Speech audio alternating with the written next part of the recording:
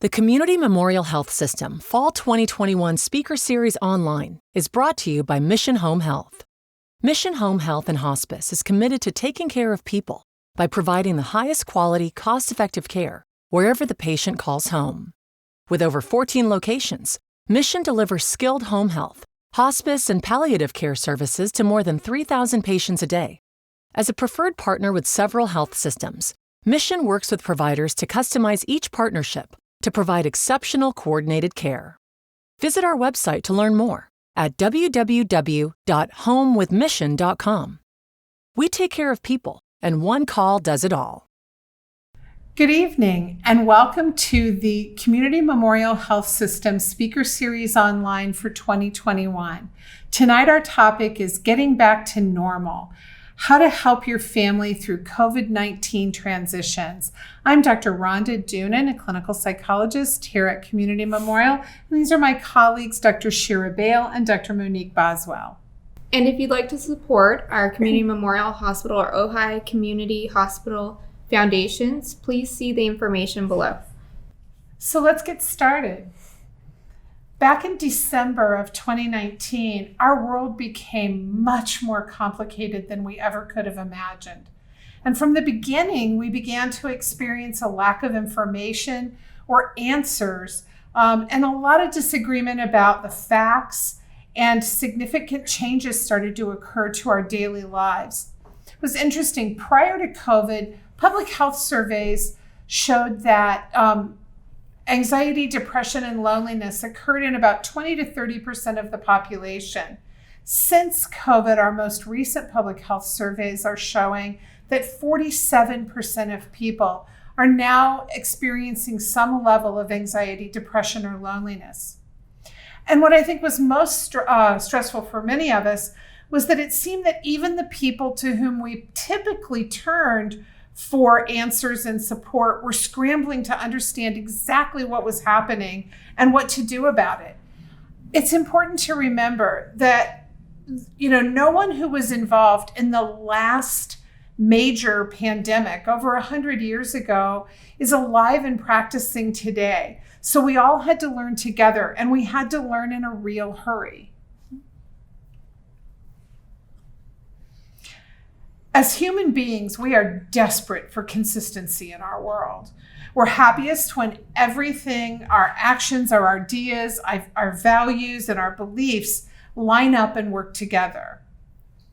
The term cognitive dissonance, which has actually been in the news quite a bit over the last 18 months, occurs because that's the stress that we feel when we're faced with inconsistency. So cognitive dissonance requires that we start searching for coping strategies to deal with what feels inconsistent. So here's the problem.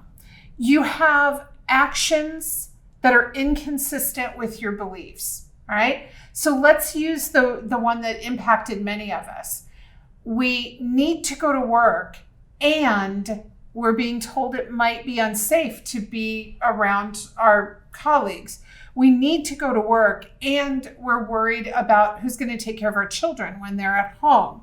And so that creates dissonance. How do I manage this action that I need to engage in and a belief that doesn't line up? You then have to start looking at change, right? You either have to change your belief, you have to change the action you're going to take, or you have to change your perception of the action so that you can reduce dissonance. Now, this is a list of areas in which we all have been challenged to change. And I want us to think about how many of these things any one of us has had to manage. I mean, I can say for myself, and I know for at least one of my colleagues, what do you do about schooling, right? When, especially at the beginning, all the schools were shut down. How do we manage that? And then when the new school year started, is your school going to be part-time? Is it going to be full-time? Is it going to be all school from home? And how am I going to manage that around working and around trying to keep my home going?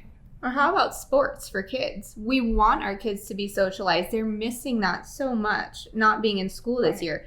And we're still not sure if it's safe, right? A lot of people are still worried about COVID or, other kind of factors related to being in big groups. So how do we manage wanting our kids to get that socialization, wanting them to be outside and running around, and still being worried about what the consequences might be? Right. And then when you add in those of us who experienced personal loss, or, those of us who, for some of us here at the hospital, wearing masks all the time, right? And how hard it was to meet new people and, try and do our work. And trying to decide, keeping that mask on constantly was really hard. So I want to do my work and I want to do my best work. We're mental health professionals. We're spending time directly talking to people. And we had to all learn how to do that differently with a mask. It certainly wasn't the way we were trained. So these are great examples of cognitive dissonance. And it's like, okay, what's the coping strategy from the very beginning?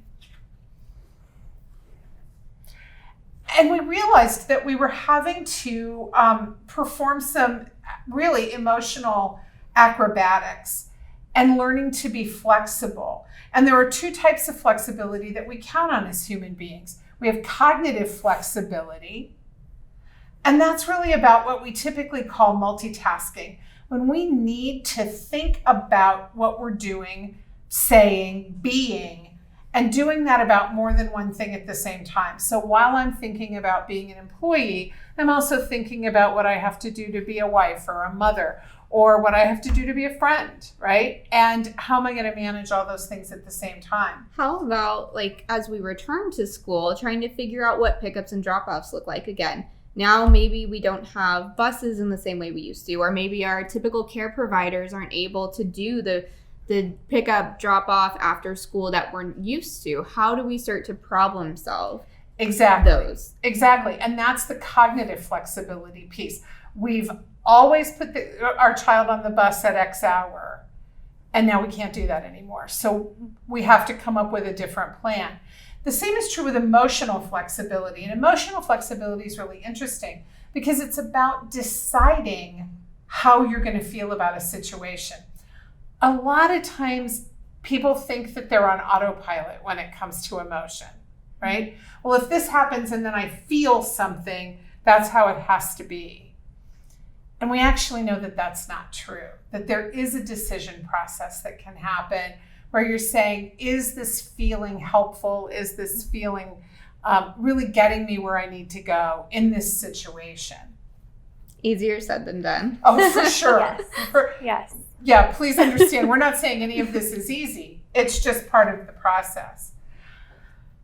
I mentioned that in our most recent public health surveys, we know that people are dealing with increased anxiety, depression, and loneliness.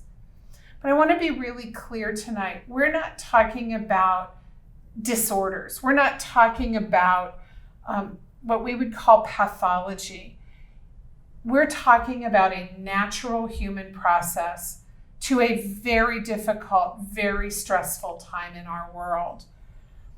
We're proposing that what most of us is feeling is actually a form of burnout. We often talk about burnout in terms of work, right?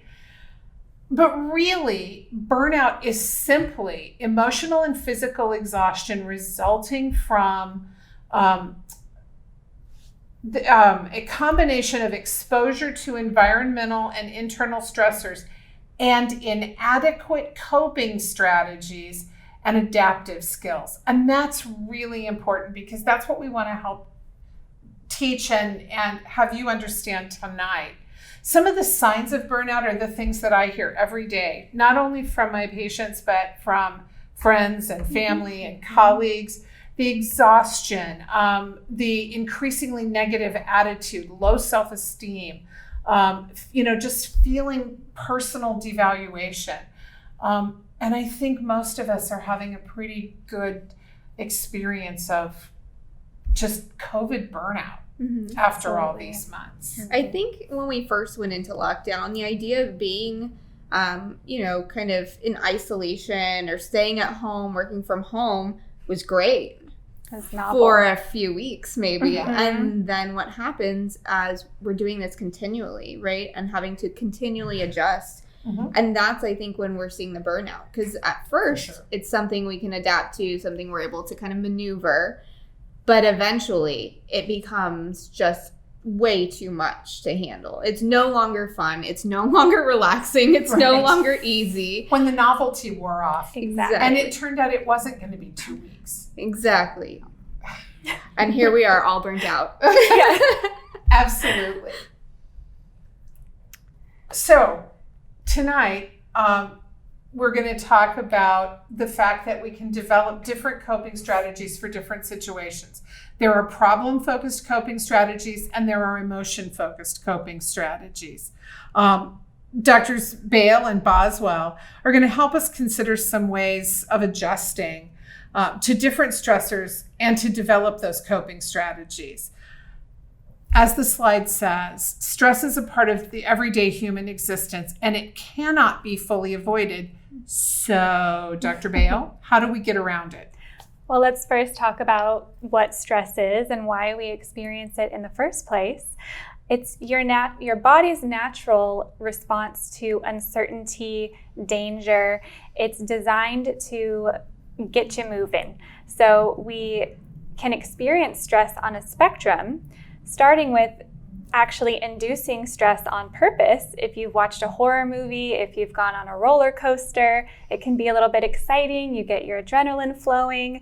It's the same reaction. However, if we go to the other end of the spectrum, it can be much more intense. If there's an imminent threat, such as a pandemic, and the pandemic triggered quite a bit of uncertainty. Stress impacts both the mind and the body. So it impacts the way we process information, the way we make decisions, the way we think. The body response is usually we get an increased heart rate, we get really hot and sweaty, we might feel hyper alert. And again, those are all symptoms that are induced to get you moving, to get you ready to manage the stressor at hand. So how are stress and change related? As Dr. Doonan had mentioned earlier, humans are risk averse. We like to feel in control. We like to know what to expect. And when that is shifted at all, we typically experience some spectrum of stress. When we feel in control, we feel safe. And so in the next few slides, I'm going to go through a few different ways to elicit a perception of safety and control while practicing some acceptance. I want to say it at the end of every slide, easier said than done, but we're all in this together. We're all human. Okay. So what does it mean to be flexible? Dr. Doonan went over this a little bit earlier in different components of flexibility, but it means rolling with uncertainty instead of fighting against it. So when we think about a stressor that is outside of our control and we fight against it, we like maybe a stay-at-home order. When we had to all stay at home, we weren't allowed to go into work. We can fight it all we want. A lot of those rules didn't change, and that could cause a lot more stress. We can enhance our stress tolerance with a few different coping skills that I'll go over in the next few slides, and practice general acceptance. Do you remember at the beginning of the pandemic when we were working with people and it would be, when they were getting their stay-at-home orders, it was, I'll never be able to do my job. I'll never be able to make this work. I'll never be able to. And then a year later, 18 months later, when we started talking about people being ordered back to work, it was like, I can't go back to work. I have everything set up here. So it's really interesting. We're so craving that consistency. We are so change averse that what seems like it's an insurmountable stressor in the beginning, once we cope, once we're flexible, then it can seem insurmountable to go back. And I think we're starting to see some of that now with changes that are happening around COVID. Absolutely. And that's an important part to bring up, right, is that the changes that are happening right now around COVID, it's uncertain, right? How long this will last for, when it will change, what will come the next day. So I think as we're talking about this presentation, it's important to also keep in mind this is really helpful in the context of everyday life, how much our lives change. And although we like the consistency, it's not always guaranteed. And as we move forward, how can we maintain that flexibility, knowing that things will change again? Absolutely. So in the next few slides, I'm going to go over a few different ways to facilitate flexibility. I'll go in more detail, but first we want to start with reframing how we're thinking about the stressor at hand, focus on what is within your control, establish routine, and utilize some grounding techniques. So the first one is to reframe your thinking. And what Monique just said, I think ties into this, that we can look at this from a place of fear and we can fight against it, or we can look at this as, okay, here's one more thing for me to challenge myself. This is an opportunity for growth. I've been through challenges before and I'll get through them again.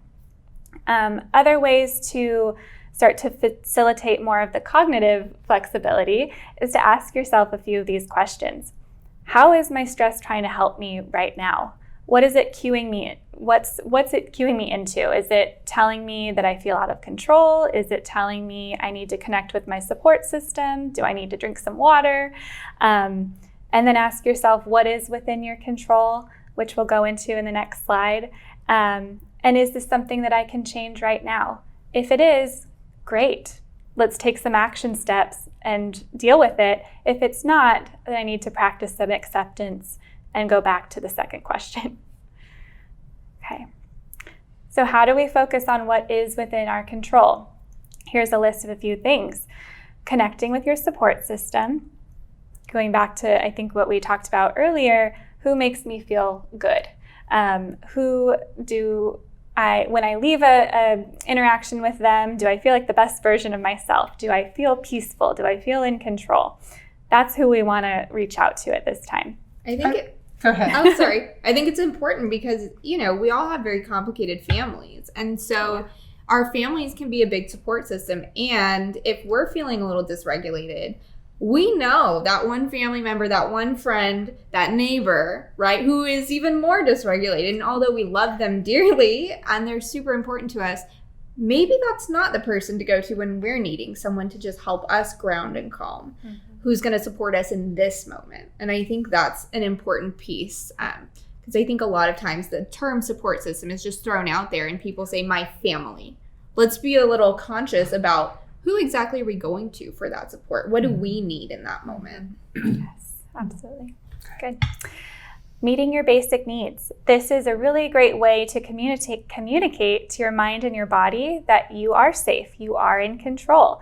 Are you drinking enough water? Are you eating nutritious foods? Are you getting some sleep? Are you getting some rest? Sometimes the only thing you can focus on that is within your control is your breath cycle. How can you slow things down? Can you tune into how it feels to inhale through your nose, exhale through your mouth? Practicing grace. So can you go a little bit easier on yourself for being a human during a global pandemic and reacting as most humans do? This is not a place to beat yourself up for feeling stress or how you're reacting. We want to limit social media use. Social media is interesting because it has been a great way for us to connect to our social network in a time when we've been pretty isolated. But on the other side, it is really designed to keep us engaged, even if it's detrimental to our mental health. And so this could mean putting your phone away for an hour, set an alarm if you need to, or make sure your phone isn't next to your bed so you're not automatically reaching for it.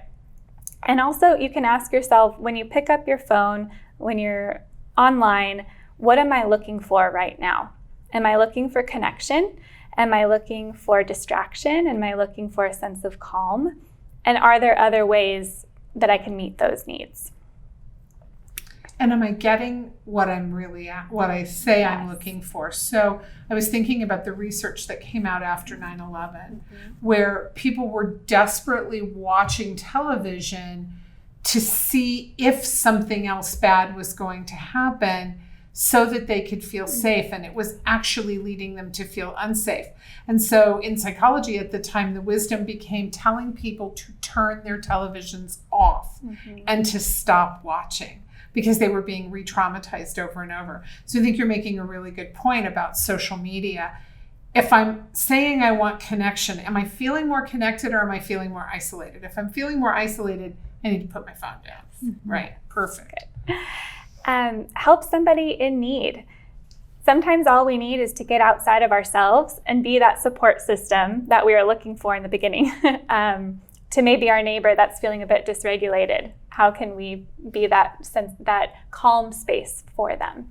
And that's a really great point. I'll go over a little bit later some ways that we can help others in my section, how helping others through this time is really important. It gives us a sense of community, support, and that social aspect, right?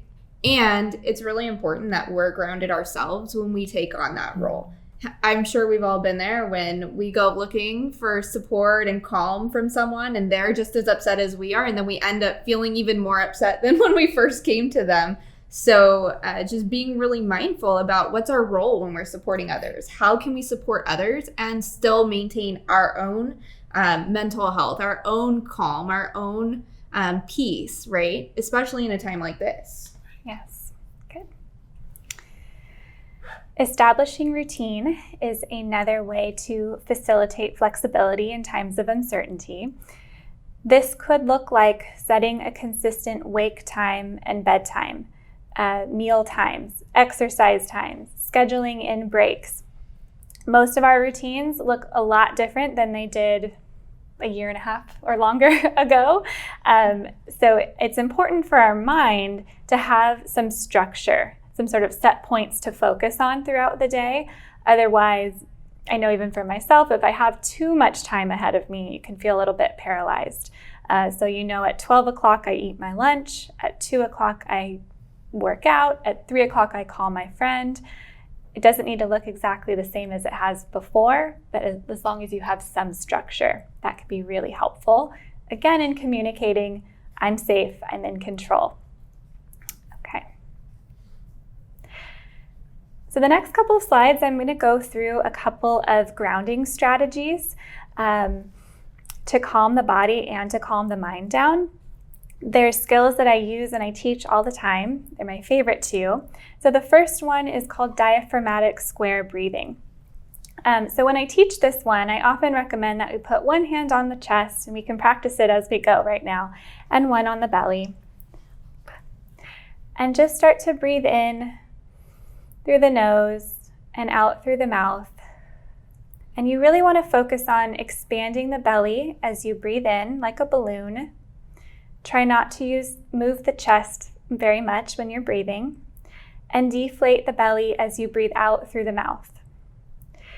Now the square piece comes in because we want to breathe in through the nose for a count of 4, hold at the top for a count of 4, exhale out through the mouth for a count of 4, and leave the breath out for a count of 4. I recommend we do this 4 times. So you just have to remember the number 4 as you're doing it. And this exercise does a few things. Slows down the breath cycle, calms your body down, calms your heart rate down.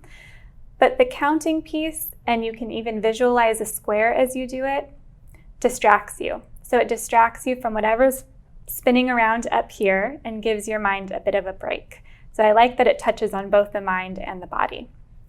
It was helpful. I did it just now. Yeah. Good. I'm glad. Well, and it's funny because we talk about multitasking all the time, right? Technically, you can't multitask. Your brain will really only do one thing at a time. So being able to count is the place where you're keeping your brain from thinking about whatever was spinning, and you're focusing on the counting, and then the breathing will absolutely calm your body down. So yeah, this is one of my favorites too. Okay. The next one is grounding with your 5 senses. Another fun one, because you can do it anytime, anywhere. No one has to know that you're doing it. You can do it in your mind, or you could do it out loud if that's helpful. So what you do here is I like to start with the diaphragmatic breathing to kind of center yourself and calm your body. You think of 5 things that you can see around you right now. So a couple examples might be, I can see the camera in front of me right now. I can see some lights. I can see the desk, etc. You think of 4 things that you can touch, and you actually physically touch them. So the desk feels a little bit grainy. It has a cool temperature. I can touch my pants. I can touch my shirt. Think of 3 things you can hear. This is a good one because it touches into quieting your mind down. Once again, you have to get really quiet. Sometimes the only thing you can hear is the cars zooming down the road or the air conditioner. Or the sound of your own breath. Yes, that's always there. That's a good one. And 2 things you can smell. If you're in a space where you can't really smell anything, think about things that bring you a sense of peace or joy. Maybe fresh lavender. Maybe it's the scent of fresh rain or fresh cut grass, the beach. And then list 1 thing you can taste. Similar, if you can't taste anything, think about something you love. Okay. And then it helps to end with some more good deep breaths. That never hurts. You can do that anytime, anywhere, even if you're not feeling anxious. So now that we've talked about how to center and ground ourselves and cope with stress, I'm going to turn it over to Monique, who will talk about helping our families cope with uncertainty. Thank you. So it's really important, as we've gone over throughout this whole presentation, is centering ourselves and calming ourselves down, being flexible in our own thinking and our own emotionality is really important. But what happens when now we feel fine, but now we've got people around us who are really dysregulated? Little ones like kids, it could be parents, it could be neighbors, friends, really even our friends on social media, right? Getting really distressed and worked up about things. So how do we help the ones around us, the people we love, to cope and manage with all of the changes that have been around, but also will be coming, right? And we're thinking about that again in terms of not just with COVID, but this really is applicable to life change. So let's think about parents in the family system. I want us to identify that parents are really important because they're our role models for these kids. This is how kids learn, right? They learn by watching, and they're going to watch the people that are closest to them. They learn from others, and that's totally normal. That's why schools are so important and great for learning, socializing and how to play appropriately, the material that they need to know to be successful. So this is something we really, often use to our advantage. However, when we're really distressed, the people around children or, the little ones are distressed, then they can also learn, unfortunately, what it looks like when people are distressed and how difficult it can be to manage emotions. So keeping in mind parents as role models is really important because most of the learning, again, comes from proximity. People we're around the most. Think about the people you see and are in contact with most in your life, the top 5. And likely you have a lot of interaction with them and you learn a lot from them. You might pick up their mannerisms, their behaviors, the way they talk. In fact, I have a really bad habit of when I go to visit my family in Boston, I end up coming back with an accent. So using this to our advantage is really important. Let's think about how we manage our own emotions using some of the skills that Dr. Bale has talked about already. How do the parents use these coping skills, the breathing, the grounding, changing the way we're thinking, changing the way we're feeling, accepting sometimes that we can't change anything? And how are we practicing that is really important when it comes to children and learning. So making sure that we're practicing these things privately, right? Kind of getting ourselves together, but also doing it publicly so that way the kids can see. That's a perfect learning opportunity for them to recognize What is appropriate? How should I be managing my emotions? Because a lot of times kids have a hard time managing emotions anyways, right? They love structure, they crave structure, and change is really scary for them. So if they can see the people around them, the people that they think are these are my safe people, mom and dad know everything, my aunts and uncles, my grandma, my teacher, my caretaker, then if those people can practice these things openly in front of the kids or with the kids, then the power that has is just unimaginable for them to learn how to do this on their own. But it does take a lot of effort. And I think a lot of times as parents or as caregivers, we're worried about talking about it, about saying it, right? The word, whatever it is, COVID, death, fear, I don't know sometimes as parents can be really hard to say. And what happens is that creates a really difficult reaction when they do hear those things, when they find out about these things, when they realize that the information they had was not correct, right? Creates a really adverse reaction for them. So I think as we kind of move through this uncertainty period, I think it's really important to use the word, right? It's okay to say, yeah, so-and-so, they died, but that's okay, right? We can work through it. We can support each other. Sometimes not using the word that we're afraid of is actually more detrimental. We often think that, if I say it, it's going to traumatize them, right? It's going to cause chaos and frenzy. And the reality is they're actually going to be very unprepared when they hear it from someone else. Right. So it is kind of a steep learning curve. You think about if you learned a concept when you were young, like maybe, grade school age, and you're able to practice that and you have some support around it, learning what it means and how to use a skill versus if you're all of a sudden trying to learn that skill at 30, how much harder that is. We think about languages, right? For kids, they pick them up, and as long as they can practice them, it's so much easier for them. Learning Spanish in my college age years was not quite as easy. Right. Well, and I think too, just the idea that somehow if we talk about something unpleasant, if we talk as parents about not being sure, that's going to make our children feel less sure. Well, children aren't like animals. They can sense what we're feeling, right? Mm-hmm. And so, they already know that you're unsure. They know that you're afraid. They know that you're worried about something. If you can narrate that for them, and I know you're going to give some great examples of that. If we can narrate that for them, it actually reduces their anxiety. Exactly. So in that second part of the slide there, you can see when we talk about uncertainty, right, as parents, caregivers, authority, anyone that someone else is looking to for answers, guidance, and support really is the model that we're thinking of. It's okay to not be sure because we all have had moments where we're not sure, right? And so that's just part of life.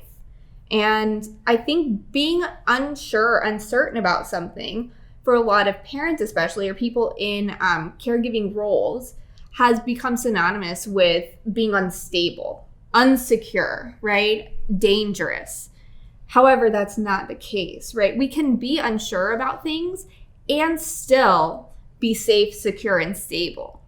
So I think that goes back to what you were talking about, when things are uncertain, how do we calm ourselves? Because that's where the stability comes in, right? That's where the security comes in, especially when we're talking about kids who are looking to us as the example. And they can definitely pick up on when things aren't right. Mm-hmm. So I think reframing it again, like you were talking about, Dr. Bale, as an opportunity, right? This isn't scary, unsafe, and worrisome.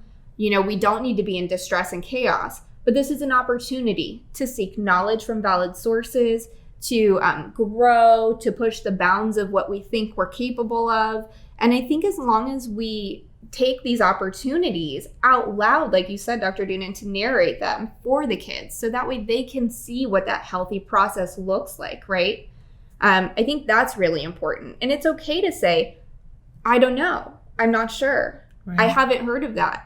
And I do it as a therapist. There's often questions that are just out of my scope. And I think, I don't know, but I'll get back to you. I'll find someone who does know. I'll ask around and I'll get the answer and I'll let you know what I find out. And if I don't know, I can point you in the direction of maybe someone who would know, right? And I think that's really important because I don't know is normal. Right. We all have things we don't know. Absolutely. Absolutely. And how helpful for the kids to be able to learn that it's okay to admit that we don't know something, right? And how to go about the process of seeking the information in a safe way. Yes. So as we're thinking about, healthy coping skills for kids and parents as role models, and we talked earlier about, how do we help that neighbor who's super dysregulated? Well, it starts with us, right? It starts with using the skills that you mentioned. And now, how do we help that other person now that we're centered?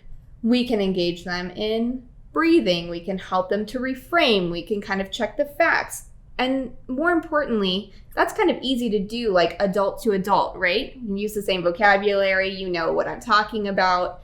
But when it comes to kids, how do we take that down to their level so they can understand it? That way they can apply it, because really our brains are very different, children and adults. So when I think about teaching coping skills to kids, I think about taking something that we know works for adults and making it applicable for kids. And really what that comes down to for me is I'm teaching these basic coping skills again of, we talked about breathing and grounding and changing our thoughts and working on acceptance. It comes down to wording. How are we delivering? How are we explaining it? How are we using the words to convey to the kids what needs to happen? So whereas you took us through a diaphragmatic breathing earlier, which is great, if I were to do that with kids, which I've done several times, what I do is I change the wording, right? So I say, instead of, imagine diaphragmatic breathing with your hand on your chest and your hand on your belly, I would say, hey, let's close our eyes and let's pretend like we're smelling a flower. We're going to take a really big breath in through our nose like we're smelling a flower. And now we're going to blow it out like we're blowing a bubble through our mouth. And that gives them something tangible that they're used to. That is, something maybe they've done a lot of times. It has a positive kind of connotation around it. And we can really get into, accessing a breathing pattern that's helpful, because then we can breathe in these like, okay, now you're going to hold the smell for 3 seconds. Count 1, 2, 3 in your mind. Okay, now blow a big bubble for 3 seconds, right? So how do we take those and change the wording?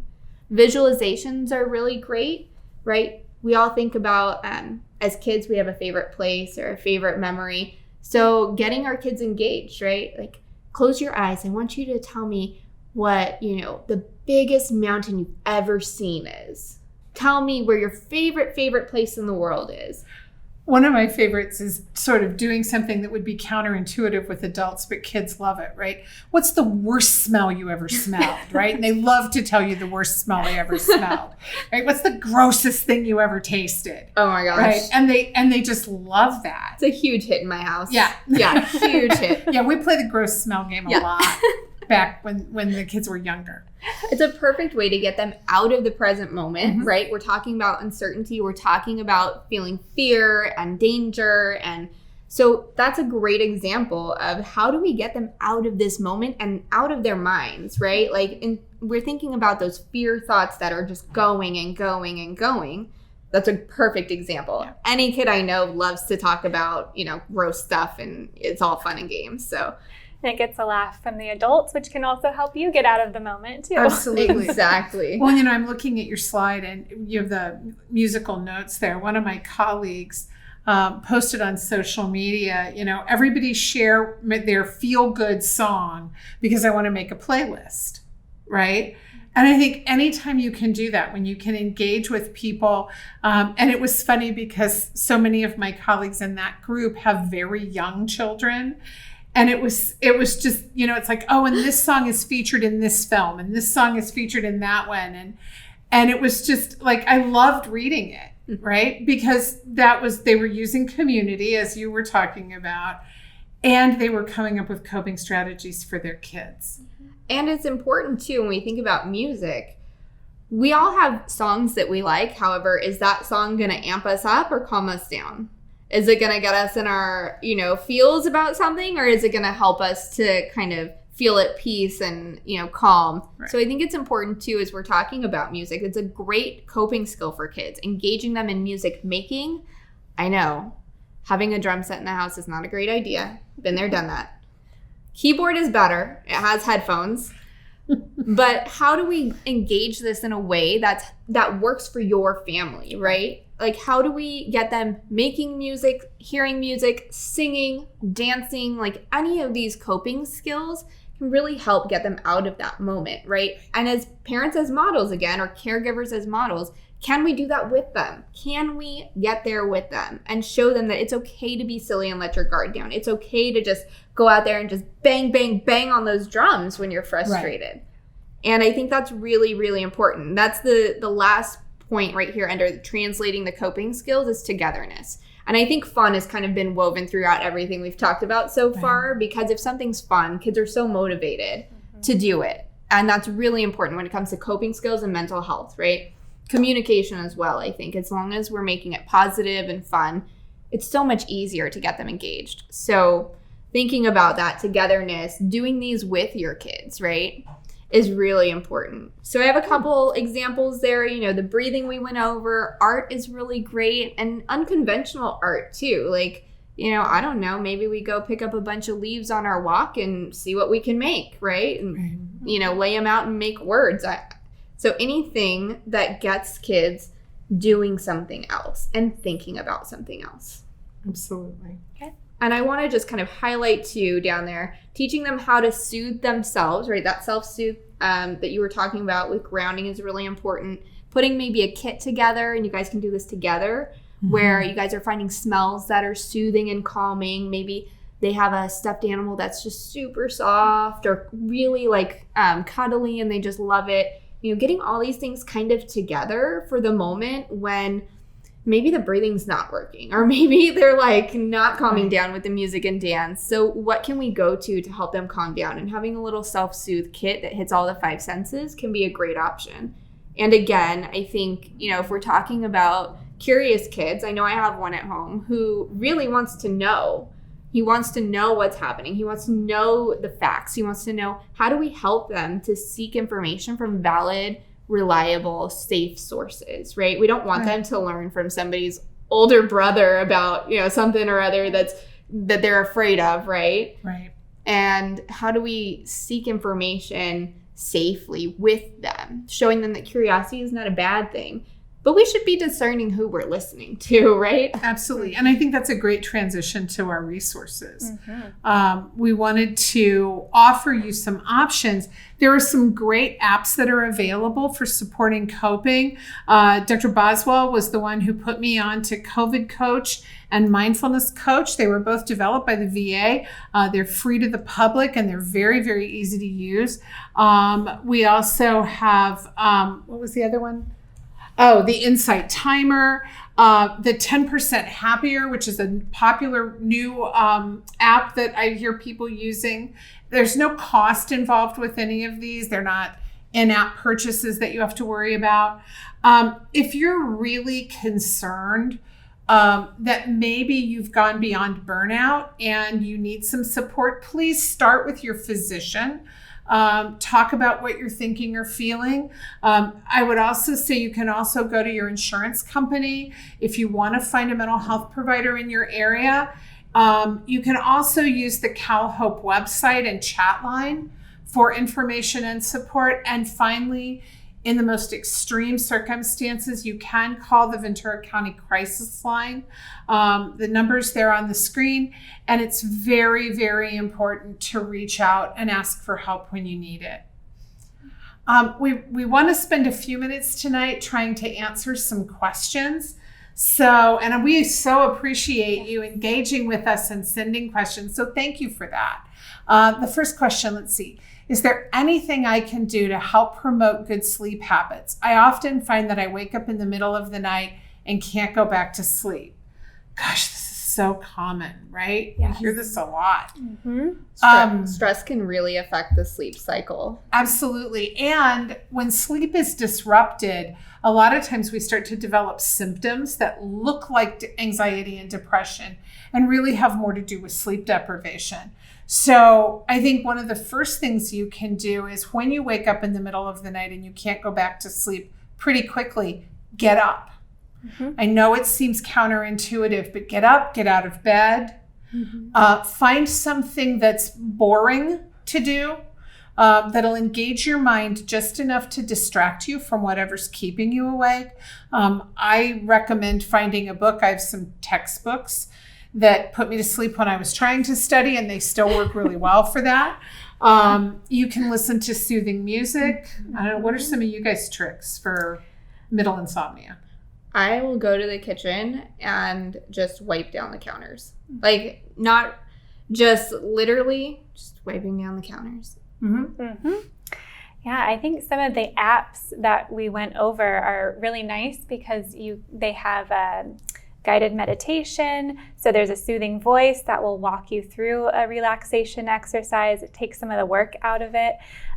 Also, really want to highlight getting out of your bed if you're not tired after 20 or so minutes, so that you're conditioning your brain that when I'm in bed, it's time to sleep. It's not time to scroll. It's not time to watch TV. It's not time to process everything that happened the day before. It's time to relax. And I think that's probably the most important thing. The one thing that I talk the most with patients about when it comes to sleep is putting the phone away. The phone, your TV, laptops, they all emit blue light, which actually mimics the sun's rays, and it can keep your brain up. It makes your brain think that it's daytime. Since people are diurnal, we're automatically, innately triggered when we see light of a certain wavelength to get up, that it's time to start our day. Unfortunately, technology is great, don't get me wrong. And with the use of technology at night, especially in the middle of the night, it can really be a detriment to the sleep cycle. So put the phone away. Okay. So the next question we have here is, since working from home, I have found it difficult to separate the boundaries between my work life and my home life. Can you provide any suggestions? Yes, this is definitely another question we've heard a lot this year, and I've experienced this year. Absolutely. So the main recommendation I would have is to have one set space where you're working, whether it's the kitchen table, a home office, a corner of the home, and you're not doing work in bed. So you can kind of establish some boundaries. This is where I work. When I get up from this space, I no longer work. I go to the kitchen to get a snack. I go for a walk. We kind of have to get creative with how we're establishing boundaries in a different way now. But to do your best not to carry the laptop around the house with you, to really designate one space. Absolutely. Right, because if you carry it around with you, you have now said my entire living space is my workspace. And there's a commercial that runs where somebody's like working in a closet. And I think we've done a little of that, right? So like to really understand, even though it may not be the optimal workspace, you do want to designate that workspace. The other thing is set hours. When we started working from home, it was really easy to get up really early in the morning and do some email, and then be eating lunch and answering some texts. And then I think if you just say, no, I'm going to work just like I worked in my office. I'm going to work from this hour to this hour. I'm going to take this break. I'm going to take this walk. That also helps set that boundary. And it lets the other people in your home know this is my work time and this is my off work time. And I think getting back to routines, like we talked about earlier, still getting up, still changing, still brushing your teeth before you go sit down, right? Don't just roll out of bed in your PJs and sit down to start work, because that's really going to set your routine for it's time for work. Absolutely. Okay, and I think we have time for maybe one more question. So once a regular routine is outlined, how long will it take someone to become accustomed to the new routine? Well, that's a great question. I think it's a complicated question, so I don't know that I have an easy answer. But things like, how much is changing, right? Are we going from exercising once a week to to committing to every day at 6 a.m, especially me being not a morning person. So I think the question is, how much is changing, right? How long have you been doing this? I think also personality, like how quickly do you adapt normally to other changes? What do you think? Yeah, how motivated are you for this changed routine? Is this something that's really going to benefit you, or is this something that's going to require you to work longer? I think the rule of thumb is about 6 to 8 weeks. Once you've done something for 6 to 8 weeks, you become accustomed to it. It becomes your new, I like to call it, it's your new rut. Human beings love a rut. And so, we'll get in our zone and we want to stay in that trench. And that's been shown to be about 6 to 8 weeks. But really, you can establish a new routine pretty quickly if you need to. And I think especially when you're talking about working with children, it's your consistency that's going to make the difference. There are huge research projects on how to reinforce a behavior. And the way to reinforce a behavior is through what we call a thin variable reinforcement schedule. So what that really relates to as parents is if you make one exception to having a cookie before dinner, it can take months to convince that 3-year-old that they're not going to get another cookie before dinner. So you have to really consider, like, what routine are you trying to put into place, and how dedicated are you to making sure everyone sticks to it. So I know that's a long answer to what seems like it should be a direct question. But the other thing is, this is a great opportunity. You can reach out. Going to see any type of mental health counselor doesn't have to be because there's something wrong. You can actually go and get help with these kinds of things. How can I make some changes at home? How can I do? And you can get great coaching around this too. And teachers can be really helpful in helping coach how to develop a new routine, especially for your children. So thank you again, everyone, for tuning in. We really appreciate your time and attention, and we've enjoyed preparing for this and talking to you. We wish you all a continued stress-less course of COVID transition as we move through the next few months. Thank you. Thanks for joining us.